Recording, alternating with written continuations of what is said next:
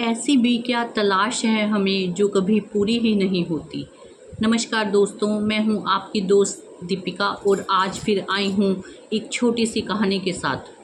अक्सर हम लोग अपनी अपनी लाइफ को लेकर बहुत परेशान रहते हैं और अपनी अपनी लाइफ की कमियां गिनाते हैं।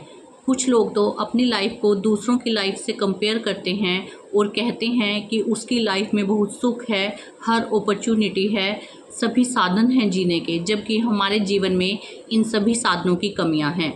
तो चलिए आज इन्हीं सभी लाइनों को कनेक्ट करते हैं अपनी स्टोरी के साथ। एक बार अमन और गौरव दो छोटे छोटे बच्चे थे जो 5th क्लास में पढ़ते थे। अमन इनमें से ज़्यादा शरारती था। तो एक बार अमन ने गौरव को कहा कि चलो कल हमारा पढ़ने का दिल नहीं है, कोई उपाय सोचते हैं जिससे कल स्कूल में पढ़ाई ना करनी पड़े। उसी टाइम अमन को खिड़की से नीचे कुछ बकरियां दिखाई दी। तो अमन ने अपना दिमाग लगाया और गौरव से कहा कि मुझे एक आइडिया सूझा है, चलो जब आज छुट्टी होगी और सारे बच्चे स्कूल से घर चले जाएंगे तब हम दोनों आखिरी में यहाँ से जाएंगे और इन सारी बकरियों को क्लासरूम में बंद कर जाएंगे। जब इन बकरियों को सारे स्कूल वाले ढूंढेंगे तो सारा दिन इन बकरियों को ढूंढने में लग जाएगा और उन्हें बाहर निकालने में लग जाएगा, जिससे हमें पूरा दिन पढ़ाई नहीं करनी पड़ेगी और हम फुल डे मज़ा करेंगे। तो गौरव ने कहा कि भाई इसमें क्या बड़ी बात है, बकरियां कोई इतनी छोटी थोड़ी ना है जो इतनी देर लगेगी उन्हें ढूंढने में, ये तो इतनी बड़ी बड़ी हैं कि आराम से मिल जाएंगी। अमन ने कहा कि यही तो ट्रिक है, अब तुम देखना कि मैं क्या दिमाग लगाता हूँ जिससे सारा दिन स्कूल वाले इन बकरियों को ढूंढते ही रह जाएंगे। गौरव ने कहा चलो देखते हैं।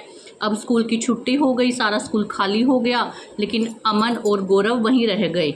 अमन ने क्या किया, पहले नंबर की बकरी पर पहले नंबर का निशान डाल दिया, दूसरे नंबर की बकरी पर दूसरा और फिर चौथे नंबर की बकरी पर चौथा निशान डाला। उसने किसी भी बकरी के ऊपर 3 नंबर नहीं लिखा। तो गौरव ने कहा कि ये क्या, 3 नंबर तुमने क्यों नहीं लिखा? तो अमन ने कहा कि यही तो मेरी ट्रिक है, अब तुम देखना कल का मज़ा। तो अगले दिन सुबह सुबह अमन और गौरव सारे स्कूल वालों का मज़ा लेने के लिए सबसे पहले स्कूल में आ गए। तो हुआ यूँ कि सुबह सुबह आते ही स्कूल में हल्ला मच गया कि स्कूल में बकरियां घुस गई हैं। तो सभी उसे ढूंढने में लग गए। सारे टीचरों ने बहुत मेहनत की, जद्दोजहद की कि ये बकरियां मिल जाएं, और कुछ स्टूडेंट्स तो स्कूल के ऊपर छतों पर भी बकरियों को ढूंढने चले गए। तो आसानी से ही पहले, दूसरे और चौथे नंबर की बकरी मिल गई, लेकिन तीसरे नंबर की बकरी कहीं नहीं मिली, वो सब ढूंढते रह गए। अब अमन और गौरव मुस्कुरा रहे थे, उन्हें तो बहुत मज़ा आ रहा था कि देखो जो हमने आइडिया सोचा था वो पूरा हो रहा है।